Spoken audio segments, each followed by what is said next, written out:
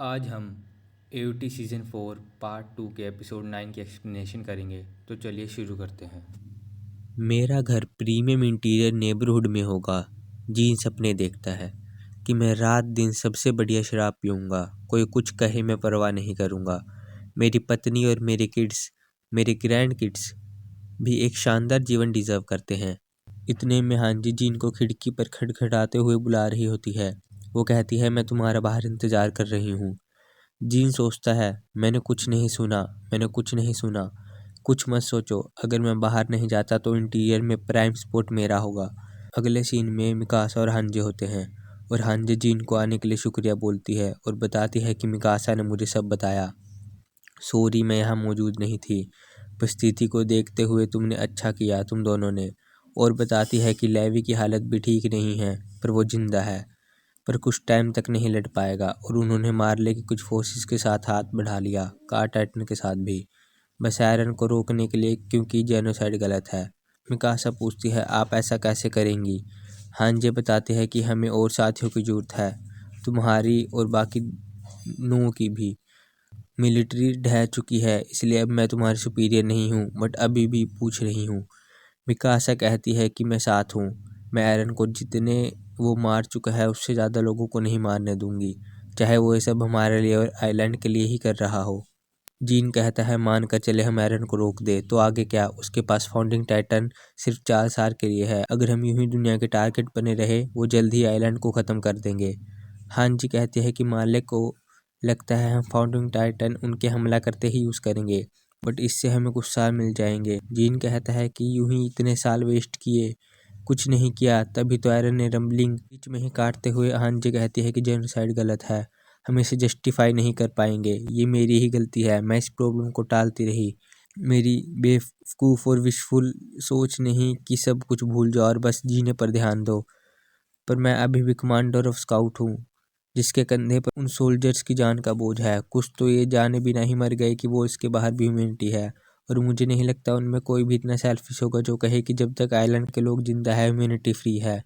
हम अभी ये मार काट रोक सकते हैं। जीन कहता है, मैं फॉरएवर एक स्काउट रहूँगा। हाँ जी। अगले सीन में दिखाया जाता है वह सारे जंगल में इकट्ठे होते हैं और हांजी खाना पका रही होती है। मैगथ कहता है कि जंग के दुश्मनों के साथ खाना क्या है जिसने तुम्हारा दिमाग बदल दिया? अगर आयरन दुनिया ख़त्म कर दे तो आइलैंड सुरक्षित हो जाएगा। अगर हमने जीक और आयरन को कांटेक्ट में ना आने दिया तो ये सब ना होता, तुमने ही उसकी हेल्प करी थी। मैंने बताया तो मैगथ कि हम जेनोसाइड नहीं चाहते। हांजी कहती है। मैगथ कहता है कि तुम में न्याय की भावना आ गई। जीन कहता है, न्याय? तुम न्याय की बात करना चाहते हो? हम डाइवर्स है क्योंकि हम उन टाइटन्स से लड़े जो तुमने भेजे ताकि वो हमें ना खा जाएं। ये तुम्हारे हिसाब से हमें डेविल बनाता है? मैगथ कहता है, हाँ, मेरे लिए तुम डेविल्स हो। दुनिया को डेविल्स ऑफ पैराडाइज से खतरा था, वो सच हो गया। अगर उस दिन दीवार ना गिरी होती और एरन की मोम उसके सामने जिंदा ना खाई गई होती तो ऐसा ना करता। तुम लोगों ने उसे मजबूर किया रंबलिंग करने के लिए। जीन कहता है। मैगथ कहता है, तो तुम इतिहास की बात करना चाहते हो? एल्डिया ने पहले मार्ले को शोषित किया। ऐसा लग रहा है कि मैं किसी बच्चे से बात कर रहा हूँ। 2000 साल की हिस्ट्री के सामने आइलैंड ने जो सहा वो कुछ भी नहीं। हांजी कहती है, तब की बातें करना जब तुम वहाँ थे भी नहीं, एक बेवकूफ़ाना हरकत है। लगता है इन्हें हमें समझने में दिक्कत हो रही है कि हम पैराडाइज को वो अजीब डेविल्स हैं जो दुनिया बचाने के लिए अपना आइलैंड बर्बाद होने देंगे। हम कुछ टाइम बाहर रहे हैं, हम अब इग्नोरेंट नहीं रह सकते। क्या तुम उसे मार सकते हो? एनी पूछती है। क्या तुम एरन को मार सकते हो? वो मिकासा और बाकी से पूछती है। मिकासा कहते हैं कि हम और कोई तरीका देखेंगे। एनी कहती है, मुझे लगा ही था तुम यह कहोगी। तो तुम बात करोगे एरन से, पर क्या एक इंसान जो ह्यूमैनिटी को मार रहा हो उसे समझाया जा सकता है? एरमिन कहता है, बिना ट्राई किए हम नहीं कह सकते। चलो मान लेते हैं तुम एरन को कन्विंस नहीं कर पाए, तो तुम क्या करोगे? क्या तुम उसे मार दोगी? तुम उसे एनिमी की तरह देख ही नहीं सकते। एनी कहती रहती है, अगर हम मारले में से कोई उसे मारने की कोशिश करेगा तुम लोग उसे बचाने की कोशिश करोगे। क्यों मिकासा, सही कहा ना, तुम्हारे लिए उससे ज़्यादा ज़रूरी कुछ नहीं हो सकता। मिकासा को गुस्सा आता है और वो तलवारें बाहर निकाल लेती है और कहती, तुम्हें मुझसे दिक्कत है?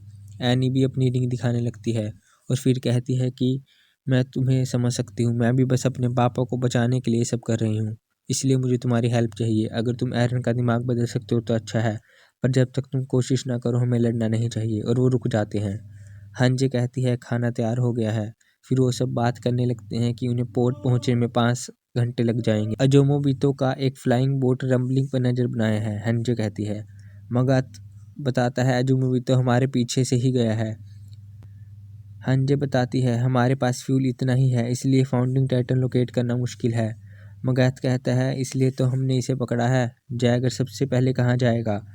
मुझे नहीं पता, अगर पता भी होता तो मैं तुम्हें क्यों बताती, येलेना कहती है।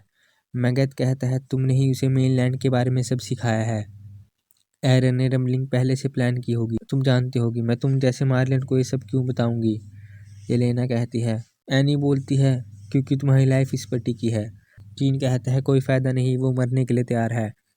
कोनी कहता है तुम्हारे होमलैंड तबाह हो जाएगा, तुम्हें फर्क नहीं पड़ता? नहीं, उसे फर्क नहीं पड़ता क्योंकि वो खुद एक मार्लिन है, मैगथ बताता है। पीक पीछे से आती है और बताने लगती है लिब्रियो में तुमने हमारे साथ अच्छा खेला, तुम्हारे बैकग्राउंड के बारे में पता करना बहुत शौकिंग था। और आगे बताती है कि हेलेना एक आम मार्लिन है जो जब जीक से मिली तो खुद को एनेक्स्ड कंट्री का बताया और एक स्टोरी बना ली जिसमें अपने प्रिंस के साथ दुनिया को बचाओगी। तुमने झूठ बोले ताकि तुम हिस्ट्री में अपनी जगह बना पाओ, तुम बस तारीफ पाना चाहती थी। येलेना कहती है दुनिया को बचाना, क्या इन शब्दों से ज़्यादा कोई शब्द शानदार है? लाखों लोगों को बचाने का अच्छा काम दिल को एक संतुष्टि देता है। तुम इसे यूं चबा लेते हो ताकि अपने अंदर की नफरत को साफ कर सको। जब मैं तुम लोगों को देखती हूँ तो मुझे यही सब दिखता है। क्या मैं तुम सबकी यादें ताज़ा करूँ? रैनर, जब तुमने दीवार तोड़ी कितने लोग मारे गए थे? एनी, तुमने कितने स्काउट्स को मार डाला? स्टोहेस में सिविल्स को? आर्मिन, इतने सेंसिबल पर्सन होने के बावजूद भी तुमने जो पोर्ट पर किया वो भयानक था। तुमने इतने सिविलियंस मारे होंगे कि एक लाश का पहाड़ बन जाए। जीन, तुमने लिब्रियो में फाल्को पर थंडर स्पीयर चला दिया ताकि तुम कार टाइटन पकड़ सको। गाबी, तुमने साशा को मारा, वो बहुत प्यारी लड़की थी, मुझे भी उसका बुरा लगा था।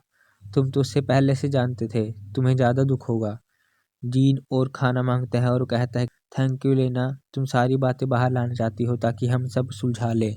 पर यह शर्म की बात है, तुमने तो अपने साथी का सिर उड़ा दिया अपनी फेल्ड फैंटेसी के लिए।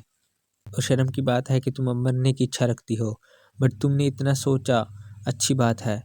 येलेना कहती है ओ मैं भूल ही गई, तुम्हारा एक और साथी जिसके बारे में तुमने मुझे बताया था, मार्को, जिसकी मौत में एनी का हाथ था, क्या तुमने उसे सच जानने की कोशिश की? एनी बताती है कि उसका ओडियम गियर छीन लिया था और एक टाइटन ने उसे खा लिया। उसने ये मेरे कहने पर किया था, रैनर बताता है। मार्को ने मेरी और बल्टोट की बातें सुन ली थी, इसलिए हमें उसे टाइटन को खिलाना पड़ा। मेरे कहने पर एनी ने उसका ओडियम गियर छीन लिया था। उसने मरने से पहले क्या कहा था? जीन पूछता है। रैनर बताता है कि उसने कहा था कि हमने अभी इस बारे में बात नहीं की है। जीन कहता है कि हमने अभी तक बहुत कम बात की है, इसलिए अभी भी हम एक दूसरे को मारने के पीछे पड़े हैं, अभी भी टाइम है। हंजे कहती है आज बात कर रहे हैं, हमने सोचा भी नहीं होगा हम आग के चार तरफ बैठकर एक साथ खाना खाएंगे और बातें करेंगे। रैनर कहता है जब मैंने ये होते देखा मुझे समझ नहीं आया कि ये क्या हो रहा है। मुझे गुस्सा आया कि तुम्हारी हिम्मत कैसे हुई मार्को को खाने की, और मैंने उस टाइटन को मार दिया। गिल्ट में तुम्हारा दिमाग खराब कर दिया था, बस करो। जीन कहता है। रैनर कहता है मैं सच में वर्थलेस हूँ। जीन कहता है बस करो। रैनर कहता है मुझे माफ़ कर दो, और जीन उसकी तरफ गुस्से में भागता है और उसे पीटने लगता है। बीच में गाबी भी आ जाती है और उसे लात लग जाती है।